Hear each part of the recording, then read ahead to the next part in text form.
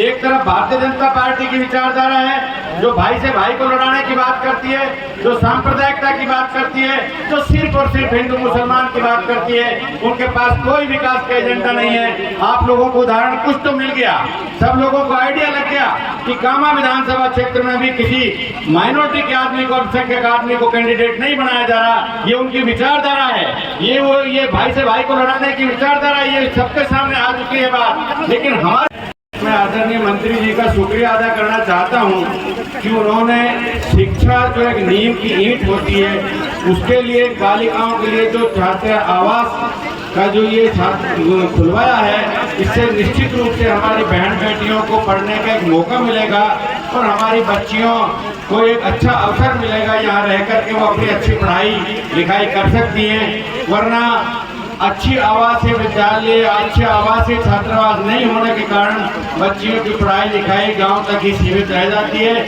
लेकिन इस आवासीय यहाँ रह करके बच्चियाँ अच्छी पढ़ाई लिखाई कर सकती हैं। दोस्तों, मैं तो इस मौके पर एक बात कहना चाहता हूँ कि आज जहाँ राजनीति की बात है, हिंदुस्तान में दो विचारधाराएं काम कर रही हैं। एक तरफ भारतीय जनता पार्टी की विचारधारा है जो भाई से भाई को लड़ाने की बात करती है, जो सांप्रदायिकता की बात करती है, जो सिर्फ और सिर्फ हिंदू मुसलमान की बात करती है। उनके पास कोई विकास का एजेंडा नहीं है। आप लोगों को उदाहरण कुछ तो मिल गया, सब लोगों को आइडिया लग गया कि कामा विधानसभा क्षेत्र में भी किसी माइनॉरिटी के आदमी को, अल्पसंख्यक आदमी को कैंडिडेट नहीं बनाया जा रहा। ये उनकी विचारधारा है, ये भाई से भाई को लड़ाने की विचारधारा, ये सबके सामने आ चुकी है बात। लेकिन हमारे लोग इस चीज को समझने में देरी करते हैं। तो आपके सामने कांग्रेस पार्टी जो है, कांग्रेस पार्टी सांप्रदायिक सद्भाव की पार्टी है, भाईचारे की पार्टी है और जो विकास के एजेंडे पे बात करती है,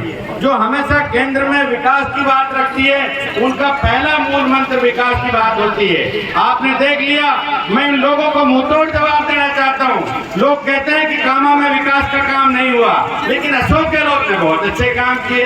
अरे खुदा के बंदे, ये तो सोचो, अशोक गहलोत किसकी वोट से मुख्यमंत्री राजस्थान सरकार में है? आदरणीय जाहिदा जी, हमने यहाँ चुनाव जिता करके भेजी, कांग्रेस का बहुमत आया, आदरणीय अशोक गहलोत जी मुख्यमंत्री बने और आदरणीय अशोक गहलोत जी ने राजस्थान में वो ऐतिहासिक काम किए। आप लोगों के सामने है।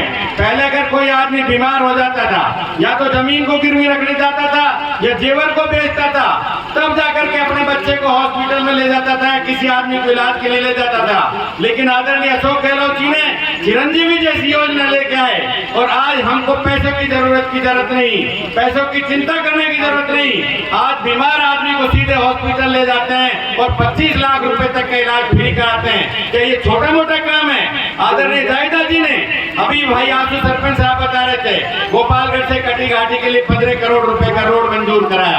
बरसाना जो हमारी एक ब्रज मेवात की एक संस्कृति है, जहाँ हमारे हिंदू भाइयों का आस्था का केंद्र है, बरसाना से लेकर के कटी घाटी के लिए एक बहुत अच्छी रोड सैंक्शन कराई 75 करोड़ रुपए की। ये बच्चियों के लिए आवासीय विद्यालय बनवाया, जुरेडा में तहसील बनाई, हमारी गोपालगढ़ में तहसील बनाई।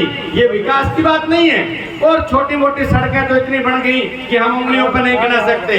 आप झांतरी से देख लीजिए, डीग के लिए बन रहा है। और सबसे बड़ी बात, हमको भरतपुर तक जाना पड़ता था।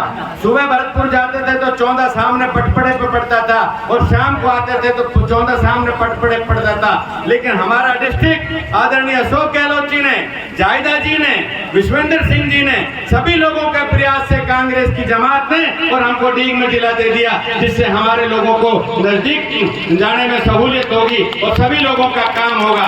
दोस्तों, ये वोट बहुत बड़ी चीज है। आप बाजार जाते हो, 2 रुपए का तमाकू लेकर के आते हो तो उसको भी देखभाल करके लेके आते हो, चिलम लेकर के आते हो तो उसको ठोक बजा के लेके आता हो, कैसी चीज है। लेकिन वोट एक बहुत बड़ी इंपॉर्टेंट चीज है, जिससे राज बनता है, जिससे नेता बनता है 5 साल के लिए और क्षेत्र के हक दुख दर्द में काम आता है। तो अपनी वोट को सोच समझ करके डालें, कांग्रेस पार्टी को डालें, कांग्रेस पार्टी को मजबूत करें, कांग्रेस पार्टी को मजबूत करें, आदरणीय अशोक गहलोत जी को मजबूत करें, हमारी मंत्री आदरणीय जाहिदा जी को मजबूत करें। निश्चित रूप से हमारा इलाका आगे प्रोग्रेस करेगा, भाईचारा बढ़ेगा, अमन चैन रहेगा जो रहता आया है। दूसरी तरफ मैं किसी का विरोध नहीं करता, लेकिन ये कहना चाहता हूँ बहुत से छोटे भाई टिकट मांग रहे कांग्रेस का, मांगने का हक है, कोई बात नहीं है, लेकिन एक बात कहना चाहता हूँ, कांग्रेस में दरी बिछानी पड़ती है, कांग्रेस में संघर्ष करना पड़ता है, कांग्रेस में रगड़ाई करनी पड़ती है। ये नहीं कि 4 दिन आकर के और छोटे मोटे बच्चों को लेकर के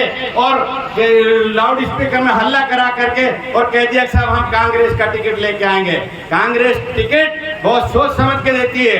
आज आदरणीय जाहिदा जी के बारे में आप सब लोग जानते हैं, क्या मेवात क्षेत्र की ये सिर्फ कामा की राजनीति नहीं करती, इनका प्रभाव तिजारा, रामगढ़ नगर और हरियाणा तक की सीटों पे पड़ता है। क्या कांग्रेस इतनी अंधी है जो इन चीजों को नहीं सोचती कि इनका प्रभाव कहां कहां पड़ता है? कांग्रेस सारा कैलकुलेट करके, माइनॉरिटी की महिला है, 40,000 से जीती हुई है, कैसे टिकट कट जाएगा?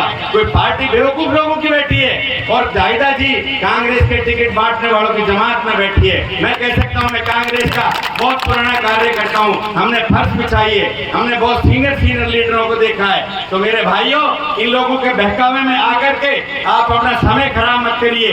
कुछ लोग भारतीय जनता पार्टी का टिकट मांग रहे थे, उनके साथ अपना समय खराब कर रहे थे, इसीलिए अपना समय खराब ना करके जाहिदा जी को मजबूत करो, कांग्रेस को मजबूत करो। पूरे देश में कांग्रेस मजबूत रहेगी, हमारा देश विकास करेगा, हमारा क्षेत्र विकास करेगा, भाईचारा रहेगा। धन्यवाद। जय हिंद। अस्सलाम वालेकुम।